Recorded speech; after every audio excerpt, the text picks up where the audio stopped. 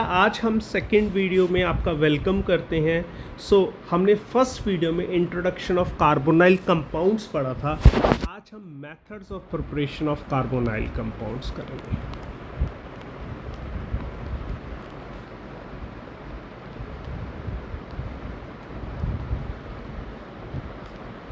तो इसमें जो है बेसिकली हम तीन कैटेगरी में मेथड्स को डिवाइड करते हैं। फर्स्ट फॉर एल्डिहाइड्स ओनली, पहले मेथड हम पढ़ेंगे for both aldehydes and ketones.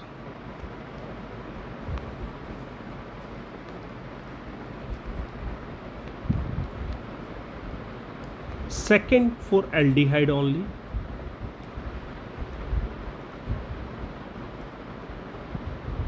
और फॉर कीटोन ओनली। इनका नंबर भी याद कर लेना ताकि हमें बाद में रहे 6, 4, 4। बस इसी नंबर में हमने इनको याद करना है। तो पहले हम लेते हैं फॉर बोथ, जो हम टोटल 6 मेथड्स पढ़ेंगे, जिसमें पहला मेथड आता है रिडक्टिव ओजोनलाइसिस ऑफ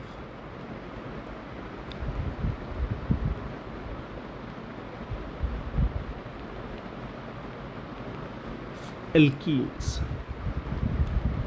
इसमें हम क्या करते हैं, एल्कीन मॉलिक्यूल को लेते हैं और इस पे ओजोन की रिएक्शन करवाते हैं। तो ओजोन की रिएक्शन कराने पर ये बनेगा ओजोनाइड। एक बॉन्ड ऊपर ले जाओ, एक बॉन्ड नीचे ले जाओ, ये आपका बन गया ozonide. This is known as ozonide.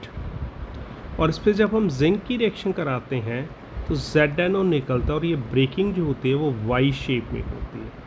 किस शेप में होती है? Y। ये रेड लाइन से ब्रेक हो गया और 2 कार्बोनाइल कंपाउंड्स यहाँ बन जाते हैं। इस रिएक्शन की खूबी ये है कि ये बेसिकली किसी भी एल्कीन में डबल बॉन्ड की पोजीशन पता करने में हमारी हेल्प करता है। जैसे मैं क्वेश्चन देता हूँ, an unknown alkene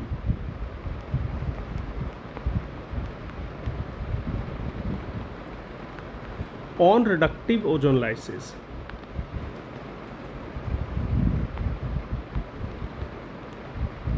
give 1 mole each of ethanol and propanol. Give the structure of alkene.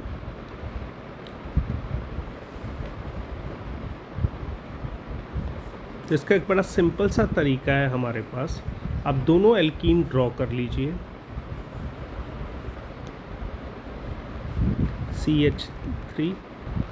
एक एसिटल्डिहाइड है और एक प्रोपेनोन यानी एसीटोन का मॉलिक्यूल है। इनको आमने सामने लिख लीजिए और इसमें से O को रिमूव कर दीजिए। जब ये दोनों O को रिमूव करोगे तो आपके पास एल्कीन आ जाएगी CH3 CH double bond CH double bond C CH3 CH3। So the alkene is 2-methyl but 2-ene। So in this simple way हम किसी भी एल्कीन को फाइंड आउट कर सकते हैं। तो यही इस मेथड को इम्पॉर्टेंट बनाता है। This is the importance of this method. दूसरा मेथड जो हम डिस्कस करना चाहते हैं वो है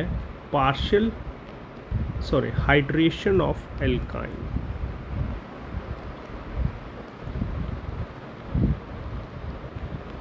इसके अंदर 3 पार्ट आते हैं। कोई भी एल्काइन लोगे, RC ट्रिपल बॉन्ड CH, तो इसका हाइड्रेशन डायरेक्ट हाइड्रेशन भी हो सकता है in presence of dilute H2SO4। दूसरा HBO हाइड्रोबोरेशन ऑक्सीडेशन हो सकता है। और तीसरा आपका क्या हो सकता है? मर्क्यूरेशन। ये सेम रिएक्शन है जो आप अल्कोहल में पढ़ के आए हो। तीनों में एडिशन M रूल के अकॉर्डिंग होता है। यहाँ कार्बोकेटाइन बनेगा, यहाँ NT-M रूल स्टाइल बनेगा। प्रोडक्ट और यहाँ कार्बोकेटाइन नहीं बनेगा। बस यही फ़र्क है। इसको चेक करते हैं हम तीनों मैकेनिज़्म को। तो जब डायरेक्ट हाइड्रेशन करना है तो डायरेक्ट हाइड्रेशन के अंदर पहले H+ from dilute sulphuric acid मिलता है और वो M रूल के अकॉर्डिंग कहाँ जाएगा, बाहर वाले कार्बन पे जाएगा। तो ये बनाएगा आपका basically RC double bond CH2 और यहाँ प्लस आएगा, इस पे वाटर अटैक करेगा, H+ बाहर निकल जाएगा, तो ये बन जाएगा RCH double bond CH2। This is a enol form. और आपको पता है इनोल फॉर्म क्या होती है, लेस स्टेबल होती है और रीअरेंज होके क्या बना देगा, इसमें बेसिकली कीटोन्स प्रेफर्ड बनेंगे क्योंकि OH अंदर की तरफ जा रहा है, सेकंड आपका आता है HBO। HBO के बारे में आपने जितना भी पढ़ा हुआ है, मार्कोनिकॉफ एडिशन तो होगा but in anti Markovnikov style होगा। यहाँ एल्काइन के 3 मॉलिक्यूल्स लिए जाते हैं, इस पर BH3 का अटैक किया जाता है। अब बोरोन हाइड्राइड में H पे डेल नेगेटिव है, इस पे डेल पॉजिटिव है, तो M रूल के अकॉर्डिंग H अंदर जाएगा क्योंकि मार्कोनिकॉफ रूल कहते हैं एनायनिक पार्ट अंदर जाएगा। तो RCH CH2 यहाँ डबल बॉन्ड रह जाएगा। अगर हम बॉन्ड भी रिप्रेजेंट करें तो CH की थ्राइस B, फिर इसके ऊपर H2O2 की रिएक्शन कराई जाती है हाइड्रोजन पेरोक्साइड की, तो बाहर की तरफ OH चला गया। फिर ये इनोल फॉर्म है जो लेस स्टेबल है, तो ये जो बेसिकली किस में बदलती है, कीटो फॉर्म में बदलती है, यानी OH उस तरफ जाएगा। तो यहाँ OH चूँकि बाहर की तरफ अटैक किया तो इससे प्रेफर्ड एल्डिहाइड्स बनते हैं। थर्ड आपका आता है मर्क्यूरेशन। डीमर्क्यूरेशन वो बिल्कुल फर्स्ट स्टेप की तरह ही है, डायरेक्ट हाइड्रेशन की तरह, बस कार्बोकेटाइन नहीं बन पाता। यहाँ पर मर्क्यूरेशन का मतलब है CH3COO की ट्वाइस Hg की रिएक्शन कराई जाती है, तो केटाइनिक पार्ट बाहर जाएगा, वही M रूल लगेगा, CH RCCH। तो यहाँ पर OCOCH3 आएगा और यहाँ पे HgOCOCH3 आएगा। फिर उसके बाद इसका जब सोडियम बोरोहाइड्रेट से कराएंगे तो इट फॉर्म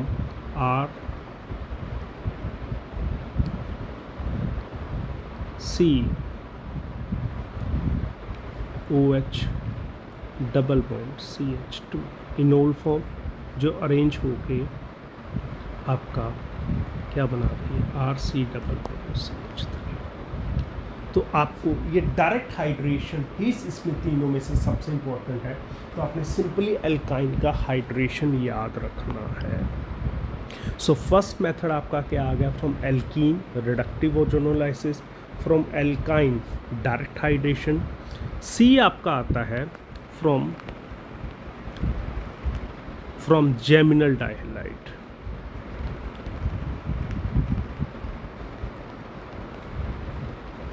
जेमिनल डाइहैलाइड्स क्या होते हैं, जिसमें दोनों हेलोजन एक ही कार्बन पे होते हैं। तो इस कंडीशन में आप जब एक्वस KOH के साथ करवाते हो तो दोनों जगह पे OH आ जाता है। और आपको शायद पता होगा कि अल्कोहल में ये चीज़ पड़ी हुई है कि एक कार्बन पे 2 OH अनस्टेबल होते हैं, तो ये क्या करेंगे, वाटर का मॉलिक्यूल निकालेंगे। वाटर का मॉलिक्यूल निकलने के बाद ये क्या बनेगा, कीटोन बनेगा या एल्डिहाइड। अगर टर्मिनल पे है तो एल्डिहाइड और बीच में है तो कीटोन्स बनते चले जाएंगे। नेक्स्ट जो फोर्थ मेथड आपके पास आता है दैट इज़ फ्रॉम एल्कोहल। ये अभी पिछले चैप्टर में ही हमने पढ़ा था।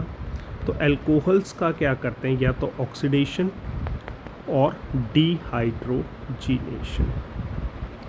अब ऑक्सीडेशन के अंदर क्या करते हैं हम, एल्कोहल के मॉलिक्यूल का KMnO4 या K2O7 से रिएक्शन कराते हैं, तो प्राइमरी या 1 डिग्री अल्कोहल से पहले क्या बनता है, एल्डिहाइड। पर एल्डिहाइड स्टेबल नहीं होता तो इससे आगे ऑक्सीडाइज होकर एसिड बन जाता है। बट अगर हम एल्डिहाइड को प्रेफर करना चाहते हैं तो दो तरीके हैं, या तो हम माइल्ड ऑक्सीडाइजिंग एजेंट लेते हैं लाइक कॉलिन्स रिएजेंट पीसीसी या पीडीसी, क्योंकि वो एक्वस कंडीशन में नहीं होते। KMnO4 या K2CO2 एक्वस कंडीशन में होते हैं तो वो फर्दर एल्डिहाइड से डाइयोल बना के उसको एसिड में ऑक्सीडाइज कर देते हैं। बट ये नॉन एक्वस जो सॉल्वेंट्स होते हैं, नॉन एक्वस ऑक्सीडाइजिंग एजेंट्स होते हैं, ये डाइयोल नहीं बना पाते और ये ऑक्सीडाइज नहीं कर पाते। दूसरी बात, इसमें H बॉन्डिंग प्रेजेंट है, इसमें H बॉन्ड प्रेजेंट है बट इसमें नहीं है, तो इन दोनों का बॉइलिंग पॉइंट क्या होता है, ज़्यादा, और इसका बॉइलिंग पॉइंट क्या होता है, कम। तो हम रिएक्शन को हाई टेम्परेचर पे चलाते हैं। हाई टेम्परेचर पे चलाने का क्या फ़ायदा होता है कि जब एल्डिहाइड बनता है, एल्डिहाइड बनते ही वॉलेटाइल होने की वजह से उड़ जाता है, वेपराइज हो जाता है, उसकी वेपर्स को इकट्ठा कर लेते हैं और वो दोबारा ऑक्सीडाइजिंग एजेंट के कॉन्टैक्ट में नहीं आ पाता। यहीं हम अगर सेकेंडरी अल्कोहल लेते हैं, सेकेंडरी अल्कोहल के ऑक्सीडेशन से कीटोन्स बनता है। कीटोन्स की चिंता नहीं कि कीटोन्स का फर्दर ऑक्सीडेशन इजी नहीं है।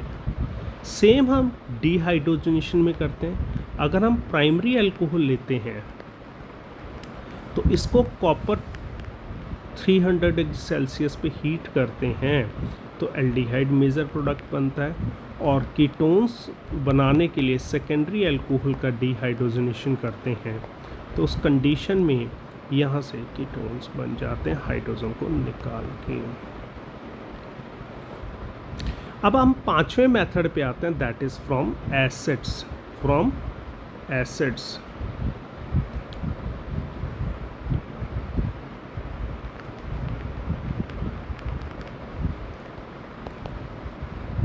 एसिड से मेथड बड़ा सिंपल है कि या तो इसके लिए हम क्या करते हैं, बेसिकली कैल्शियम सॉल्ट का ड्राई डिस्टिलेशन करते हैं। इसका ड्राई डिस्टिलेशन करोगे तो CaCO3 बाहर निकल जाएगा। पर इस मेथड का एक ड्रॉबैक है, या तो इससे सिमेट्रिक कीटोन बन सकते हैं या फॉर्मेल्डिहाइड। एसिमेट्रिक कीटोन और बाकी एल्डिहाइड बनाने में यील्ड जो है वो काफ़ी कम हो जाती है, क्योंकि हमें दो डिफरेंट सॉल्ट लेने पड़ेंगे। दो डिफरेंट सॉल्ट कैसे कि मान लीजिए एक तो हम लेंगे RRC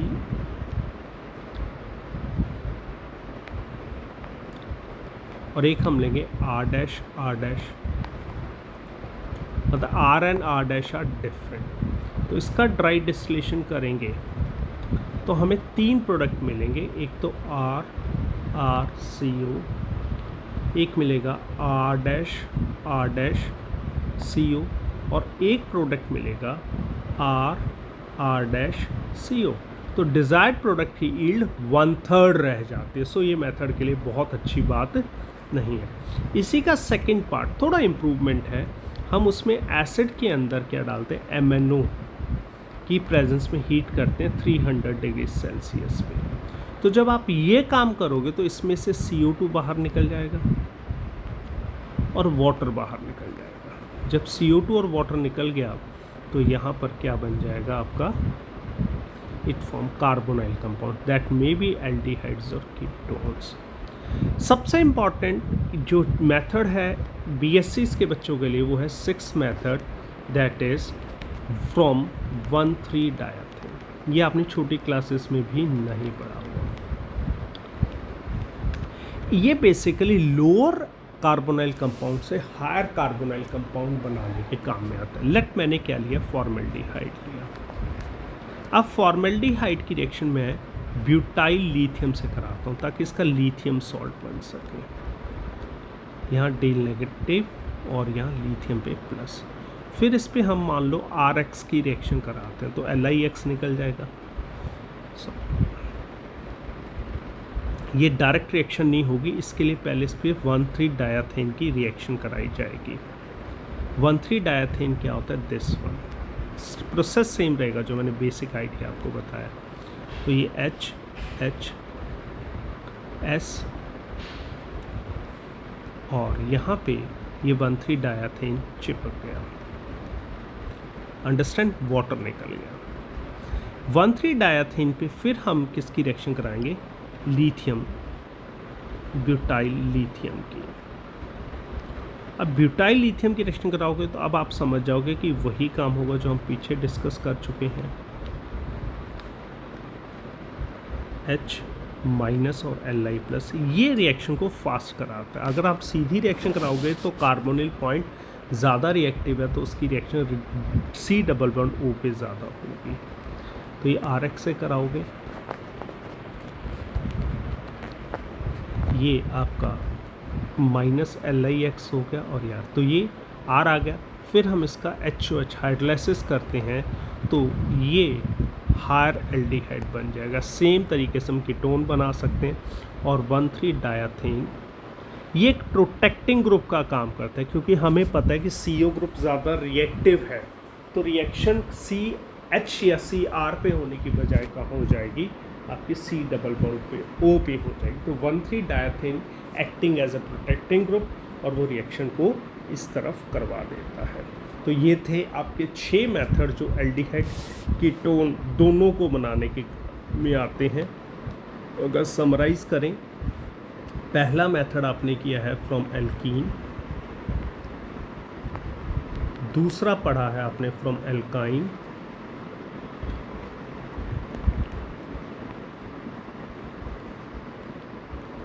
तीसरा पढ़ा है हमने फ्रॉम जैमिनल डाइहेलाइड,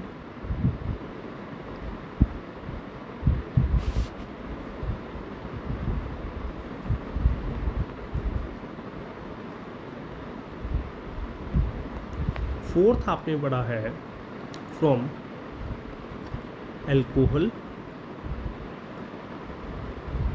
फिफ्थ आपने पढ़ा है फ्रॉम एसिड्स और सिक्स्थ आपने पढ़ा है 1,3 डायाथेन। तो इसको एक बार यहीं स्टॉप करते हैं, वीडियो लंबी ना बने। तो जो बाकी मेथड्स हैं that is for aldehydes only and ketones only, वो हम नेक्स्ट वीडियो में डिस्कस करते हैं।